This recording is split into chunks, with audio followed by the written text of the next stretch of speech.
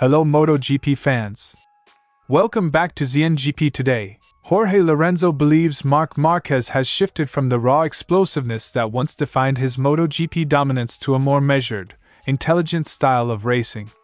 In Lorenzo's view, Márquez's mid-season resurgence is not just about physical recovery but about a rider who has matured into a master strategist, less reckless, more resilient, and capable of turning adversity into opportunity. Marc Márquez revealed he had an informal conversation with Honda about a possible 2027 return, but made clear his focus throughout negotiations was on securing a deal with Ducati. The seven-time champion described the Honda contact as respectful and sentimental, yet said he chose the practical route that best served his recovery and championship ambitions. Aprilia has publicly rallied behind Marco Bezzecchi after a sequence of incidents and injuries that has seen the once dominant rider tumble from early title favorite to a troubled run of form. Team manager Paolo Bonora urged Bezzecchi to draw confidence from his dominant Mugello win and use the summer break to recover both physically and mentally. Don't forget to click subscribe button and the bell icon for MotoGP news update.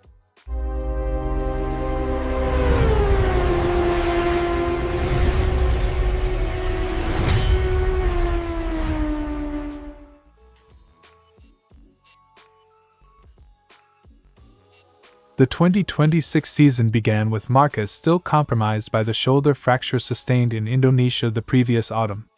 His trademark aggression through left-hand corners was dulled, and early rounds exposed the gap to Aprilia's Marco Bezzecchi and Jorge Martin.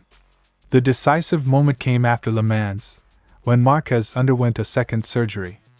The effect was immediate. 3 victories and 4 Grands Prix reignited his campaign, cutting a deficit of more than 100 points down to just 18. From a deficit of over 100 points, he's closed the gap to just 18. Lorenzo contrasts Márquez's current approach with the reckless brilliance of his Honda years. Back then, Márquez's sheer aggression often overwhelmed rivals but also led to frequent crashes. Now, he rides with calculation, fewer falls, more pressure applied at the right moments, and a willingness to wait for rivals to crack.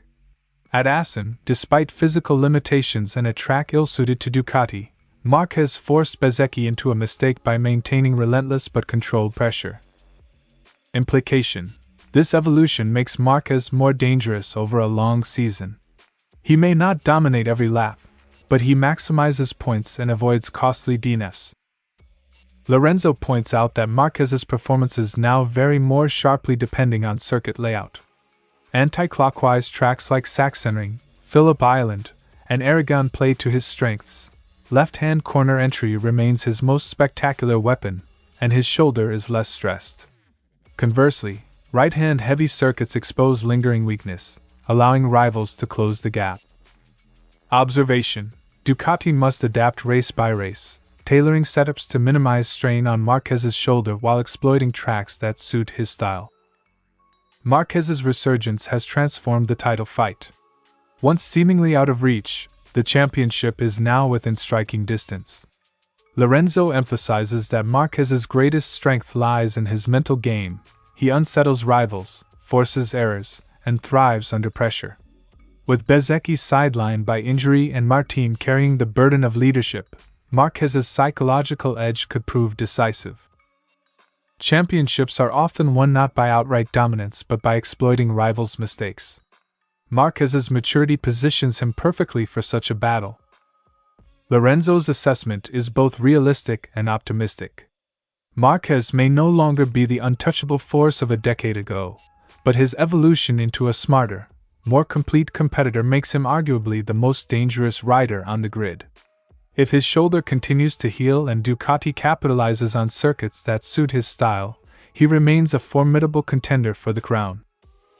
The second half of 2026 will be a test of endurance, intelligence, and adaptability. Márquez's tactical maturity, combined with his renewed fitness, could yet carry him to another championship, proving that evolution, not just explosiveness, defines greatness.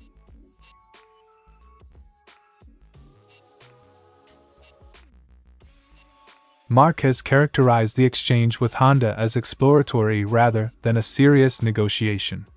He admitted the idea of returning to the marque where he won 6 titles was very romantic, but stressed he wanted to hear Ducati's offer first and that he never intended to be distracted by a late switch. The conversation kept doors open without undermining his commitment to Ducati. There was an informal conversation, but I knew for sure that I wanted to hear from Ducati first. Informal contact with former teams is common. It preserves relationships while riders weigh options. Márquez explained that the decision came down to fit and timing.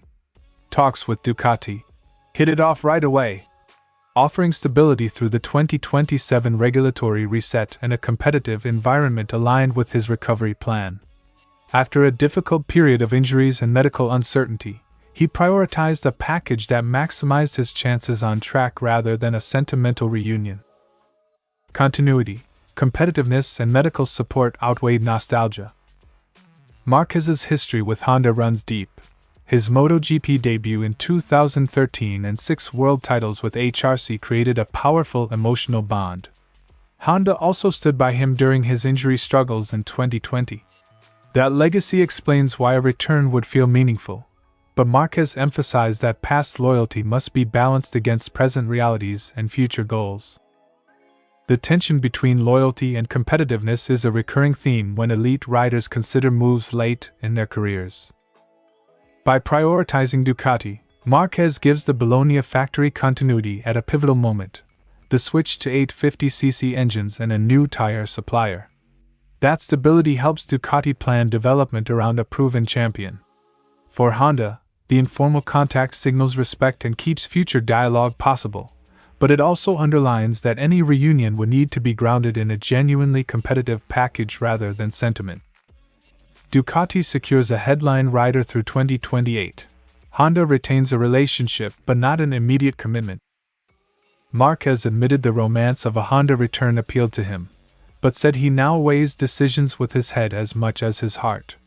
His move to Ducati in 2024, including a year at Gresini to rebuild form, demonstrated that pragmatic choices can revive a career. The lesson he emphasized is clear: calculated decisions off the bike enable the risks he still takes on it. If I was happy, I wasn't going to get caught up in the back and forth of going here or there. Márquez's disclosure ends speculation about a late-stage Honda switch and frames his Ducati extension as a deliberate, strategic choice. Ducati gains clarity for its development program. Márquez secures an environment tailored to his recovery and title ambitions. Honda remains part of his story, but for now it is a respectful possibility rather than a practical path. The paddock can now focus on the on-track battle as teams prepare for the 2027 technical reset.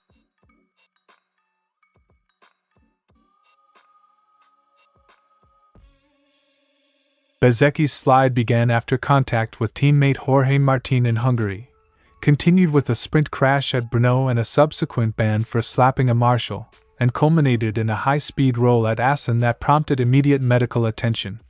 He later suffered a broken collarbone in Sachsenring qualifying. Aprilia confirmed he was conscious with normal limb movement at the Circuit Medical Center but transferred him to hospital because of severe neck pain for further scans. Rapid transfer for imaging is standard after high-energy impacts to rule out cervical spine injury. Paolo Bonora framed the team's stance as unequivocal support. Bezzecchi is the same Marco Bezzecchi of Mugello, and the team wants him to remember that performance as he recovers. Bonora emphasized positivity and the need to use the summer break to reset. The message is both morale-boosting and strategic. Protecting a rider's confidence is as important as treating physical injuries. Remember that you are the same Marco Bezzecchi that won in such a great way in Mugello. The run of non-scores has cost Bezzecchi the championship lead. Jorge Martin now heads the standings. Bezzecchi's loss of form, just 13 points from a possible 148 in the troubled stretch, reshapes the title fight and forces Aprilia to manage both short-term race strategy and longer-term development priorities. The team must balance rider welfare with the competitive urgency of a tight championship. Medical recovery timelines will directly influence Aprilia's title prospects and development focus. Aprilia's immediate priority is medical clarity from hospital scans and a conservative rehabilitation plan. Benora's public backing signals the team will protect Bezzecchi's recovery window rather than rush him back. If scans clear and rehab progresses, the summer break offers a chance to rebuild confidence, reassess setup work, and return refreshed for the second half of the season. A measured return, prioritizing full recovery over an early comeback, typically yields better long-term performance and reduces re-injury risk. Watch for the official hospital bulletin on Bezzecchi's scans, Aprilia's timetable for his return to track, and how the team manages rider duties and development work in his absence. The paddock will also monitor whether the break restores the Mugello form Bonora referenced, or whether Aprilia must adapt its strategy to a prolonged absence. The coming days will determine whether Bezzecchi's season can be salvaged through careful recovery and renewed confidence, or whether Aprilia must pivot to contingency plans while protecting their riders' long-term health. Thanks for watching ZNGP today, and this is your MotoGP news update. And see you next time!